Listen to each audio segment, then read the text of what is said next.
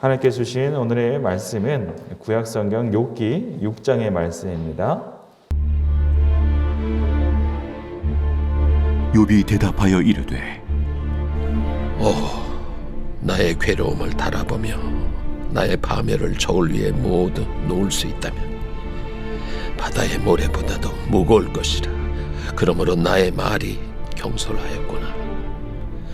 전능자의 화살이 내게 박힘에 나의 영이 그 독을 마셨나니 하나님의 두려움이 나를 엄습하여 치는구나.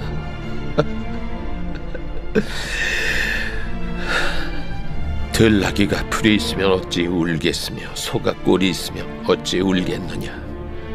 싱거운 것이 소금 없이 먹히겠느냐. 달게 알 흰자위가 마시겠느냐.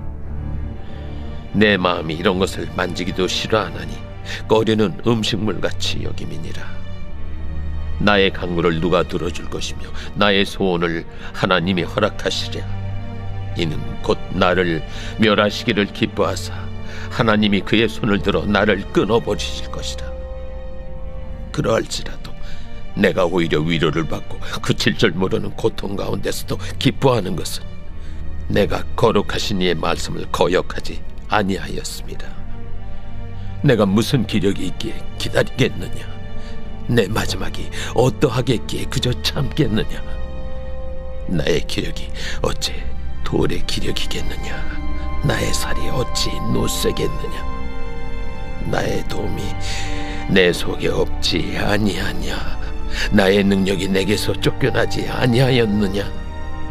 낙심한 자가 비록 전능자를 경외하기를 저버릴지라도 그의 친구로부터 동정을 받느니라. 내 형제들은 개울과 같이 변덕스럽고 그들은 개울의 물살같이 지나가노나 얼음이 녹으면 물이 검어지며 눈이 그 속에 감추어질지라도 따뜻하면 마르고 더우면 그 자리에서 아주 없어지나니 대상들은 그들의 길을 벗어나서 삭막한 들에 들어가 멸망하느니라. 대마의 떼들이 그것을 바라보고 스바의 행인들도 그것을 사모하다가 거기 와서는 바라던 것을 부끄러워하고 낙심하느니라. 이제 너희는 아무것도 아니로구나. 너희가 두려운 일을 본 적 겁내는구나. 내가 언제 너희에게 무엇을 달라고 말했더냐. 나를 위하여 너희 재물을 선물로 달라고 하더냐. 내가 언제 말하길 원수의 손에서 나를 구원하라 하더냐. 폭군의 손에서 나를 구원하라 하더냐. 내게 가르쳐서 나의 허물된 것을 깨닫게 하라. 내가 잠잠하리라.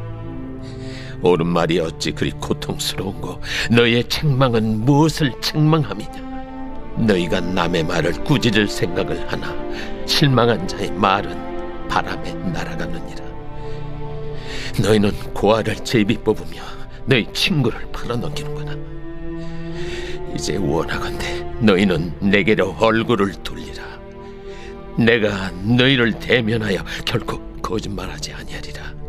너희는 돌이켜 행악자가 되지 말라. 아직도 나의 의가 건재하니 돌아오라. 내 혀에 어찌 불의한 것이 있으랴. 내 미각이 어찌 속임을 분간하지 못하랴.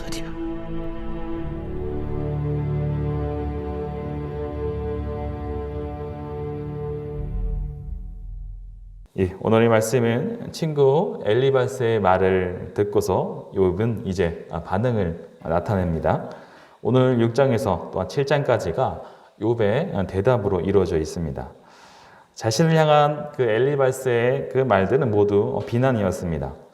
비난을 들은 욥은 그가 말한 가르침에 동의는 하면서도 자신의 삶에 심각한 죄와 문제점이 있다고 보는 그 엘리바스의 말에 문제점이 있음을 보고 있습니다.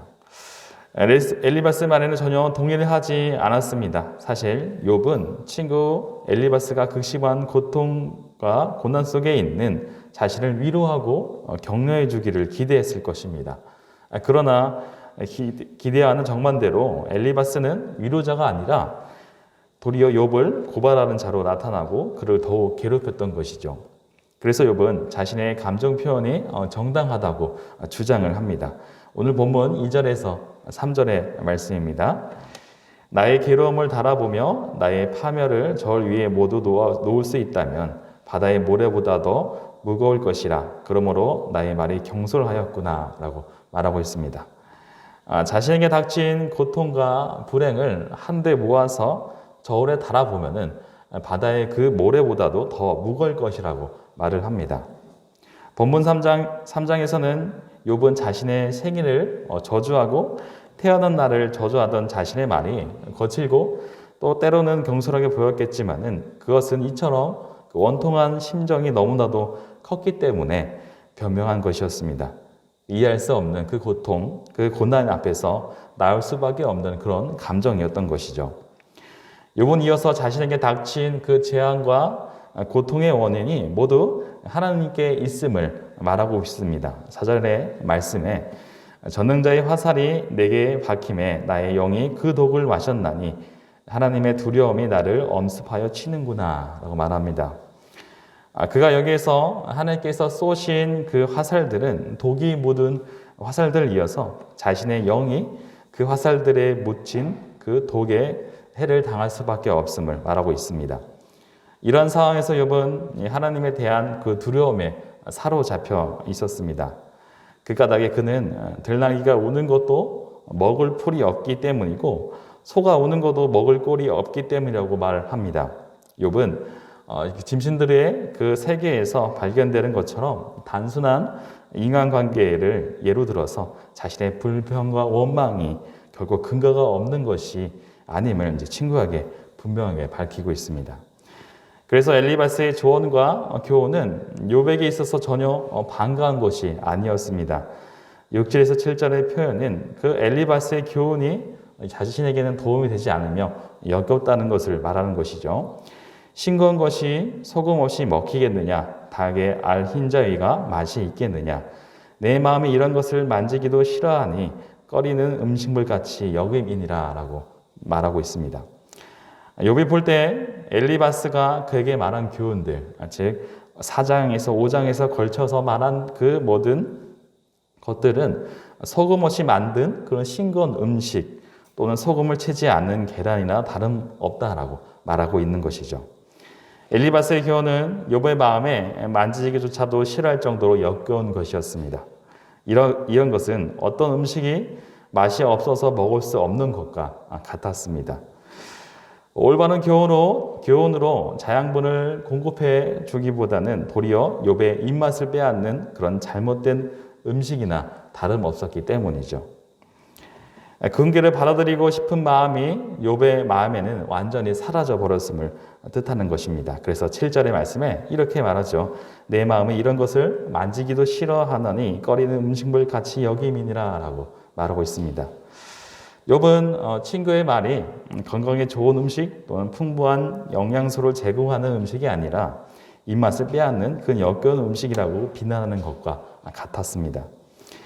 고난을 당한 사람에게 먼저 필요한 것은 무엇일까요? 그 고통을 이해받고 위로받는 것이 가장 필요한 처방전일 것입니다. 고난은 그것을 당하는 사람에게 생생한 현실이 됩니다. 욥과 같은 상황에 처하게 되면 매우 큰 고통과 슬픔을 겪게 되죠. 아무 이유 없이 당하는 그런 고난과 환난이 가장 아픈 법입니다. 이때 필요한 것은 날카로운 충고가 필요한 것이 아닙니다. 그리고 엘리바스의 말처럼 정답을 말해주는 것이 아니라 따뜻한 위로, 마음이 담긴 그 동감의 말이 필요한 것이죠. 한마디의 진심 어린 말이 그의 고통을 줄여줄 것입니다. 고난에 처한 사람에게 옳은 권면의 말을 했더라도 정작 당사자가 그 말을 받아들이지 못할 수도 있다는 것이죠. 그런 권면은 간이 맞지 않거나 간이 안 되어 있기에 먹지 못할 그런 음식과 마찬가지입니다. 욥처럼 그것을 받아들이기가 어렵다는 것이죠. 욥처럼 만지기도 싫어하고 꺼리는 음식물 같이 여기게 됩니다. 누군가를 위해 같이 울어줘야 하는 것이 가장 필요한 처방전입니다. 누군가의 고통과 그런 상실한 마음에 대해서 자신 것처럼 생각하고 함께 슬픔을 나누며 울고 울어주는 것, 이것이 바로 올바른 것이죠.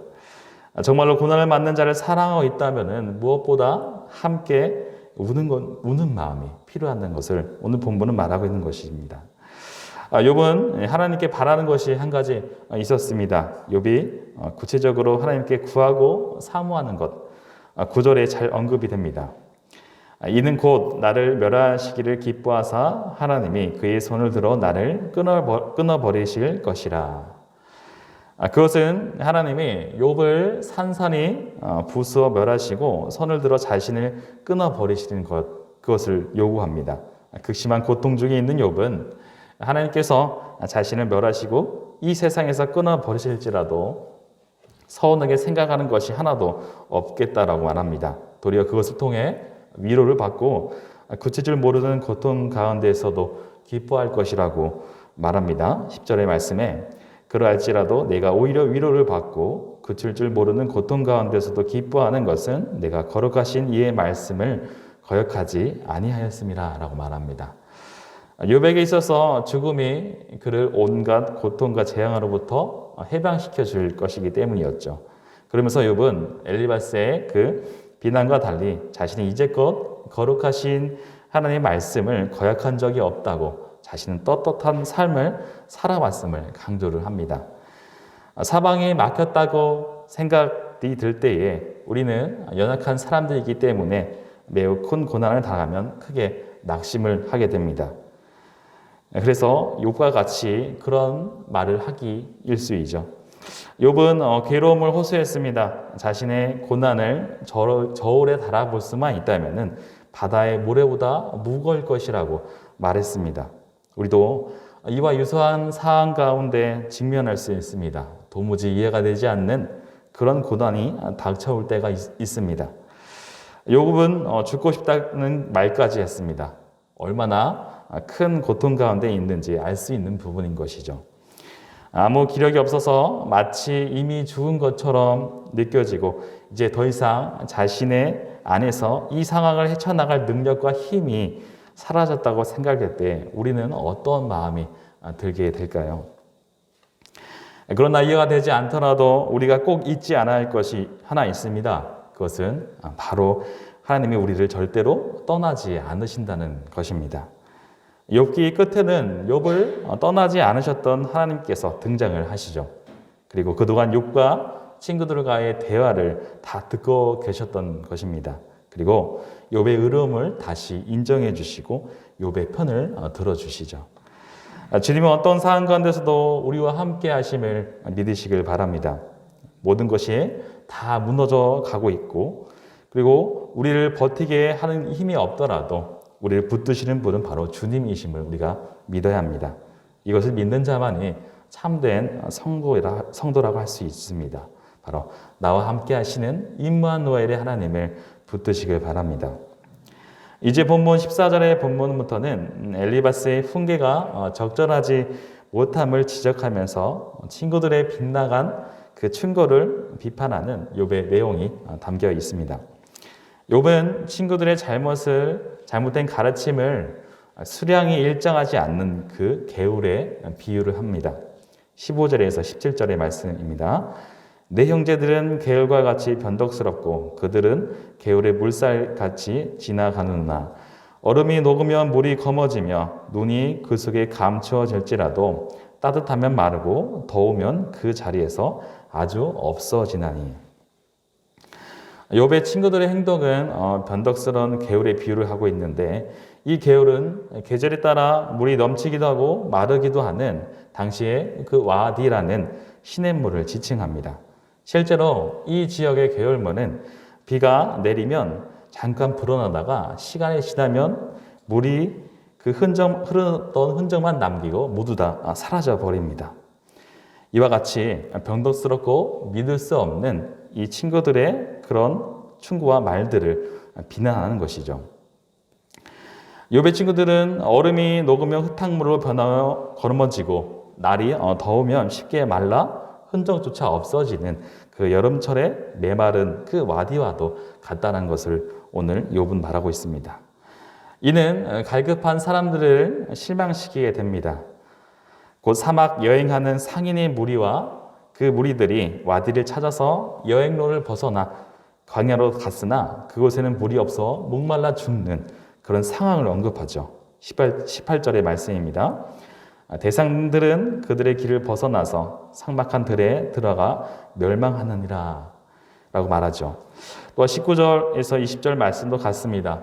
대마의 상인들도 또 스바의 행인들도 그곳에서 물을 얻고자 애를 태워도 가보니 물이 하나도 없는 그런 상황, 그것을 보고 실망을 하고 말죠. 그곳에 물이 흐를 것이라고 기대했던 것을 오히려 부끄러워합니다. 이것이 욥이 고통과 절망의 상황 가운데서 친구로부터 도움을 받기를 간절히 바랐지만은 오히려 그들은 도움을 전혀 주지 못하는 그런 모습과 상황을 빗대어서 말한 것입니다. 욥의 친구들에게 구한 것은 대단한 도움, 모든 문제를 단숨에 극복할 수 있는 그런 해결책이 아니었습니다. 그래서 22절에서 23절에 이렇게 말하고 있습니다. 내가 언제 너희에게 재물을 선물로 달라고 하더냐? 내가 언제 말하기를 원수의 손에서 나를 구원하라 하더냐? 폭군의 손에서 나를 구원하라 하더냐라고 말하고 있습니다. 욥은 그저 친구들로부터 들을 수 있는 따뜻한 그런 위로의 한마디를 구했던 것입니다. 돈을 달라고 또는 원수와 폭군의 손에서 자신의 그 가축들을 다시 되찾아달라고 원수를 갚아달라고 한 것이 아니었습니다. 친구들의 조언은 의도와에 달리 욥에게 전혀 도움이 되지 못했습니다. 오히려 욥에게 상처를 준 면이 더 강했죠. 욥은 진정한 친구가 어떠해야 하는지를 그걸 말하고 있습니다. 고난받는 사람들에게 동정심을 보이는 친구가 가장 필요했고 그것을 갈망했던 것입니다. 판단하는 것이 아니라 수용해 줄 수 있는 그런 사람, 충고만 하는 것이 아니라 마음을 읽어줄 수 있는 그런 사람을 원하였던 것입니다. 판단하는 마음은 어디에서 비롯이 될까요? 그것은 전능하신 그 하나님을 두려워하지 않음에서 비롯이 됩니다. 하나님에 대한 경외심이 사라질 때 스스로 자신을 판단하는 사람 그 자리에 오르려고 합니다. 다른 사람의 고난과 탄식을 비판하게 되는 것이죠. 의로운 재판관은 오직 하나님뿐이심을 우리는 기억을 해야 하겠습니다. 예수님께서는 누가복음 6장 37절의 말씀에 이렇게 말씀하셨습니다. 비판하지 말라 그리하면 너희가 비판을 받지 않을 것이요 정죄하지 말라 그리하면 너희가 정죄를 받지 않을 것이요 용서하라 그리하면 너희가 용서를 받을 것이요 라고 말씀하셨습니다. 하나님께서는 우리를 판단하는 자로 부르신 것이 아니라 하나님께서는 우리를 섬김과 사랑의 도구로서 부르셨다는 것을 우리는 깨달아야 하겠습니다. 그래서 욥의 친구들처럼 욥을 비판하고 판단하여 옳고 그름을 가르쳐주며 그것을 꼬집는 것이 아니라 고난받는 자들을 동정하고 환난을 당한 그 이웃들에게 지체들을 위로할 수 있는 그런 자로 우리를 부르셨다는 것입니다. 그런 사람들이 바로 우리가 되기를 원합니다. 다른 환난과 고통을 당한 사람들에게 동정의 말을 함께 슬퍼하고 울어줄 수 있는 그런 마음을 가진 그런 성도분들이 될 수 있기를 바랍니다. 함께 기도하도록 하겠습니다. 사랑과 은혜가 많으신 아버지 감사합니다. 오늘 말씀을 통하여서 또 하나님께서 우리에게 원하시는 것이 무엇인지를 다시 한번 생각을 해봅니다. 욥에게 가장 필요했던 것은 어떤 큰 해결책이 아니라 그를 고통당하는 자신을 위로해주며 동정해 줄 수 있는 그런 친구가 필요했음을 오늘 본문을 말합니다. 주님, 우리 이웃 가운데, 우리 지체 가운데 환난을 당한 상황이 있습니까? 고난받는 자들이 있습니까? 함께 울어주며 또한 그들의 마음을 동정할 수 있는 저희들이 되기 원합니다. 그래서 하나님께서 우리 세우신 목적, 또 섬김과 사랑의 모습으로 나아가는 모든 자들이 될 수 있도록 우리를 인도하여 주시옵소서. 오늘도 이 새벽을 통하여 또 하루를 시작합니다. 주님, 오늘 하루를 우리를 인도하여 주시고 섬김의 모습으로 살아가는 자들이 되게 하여 주시옵소서. 감사드리오며 살아계신 예수 그리스도의 이름으로 기도드립니다. 아멘.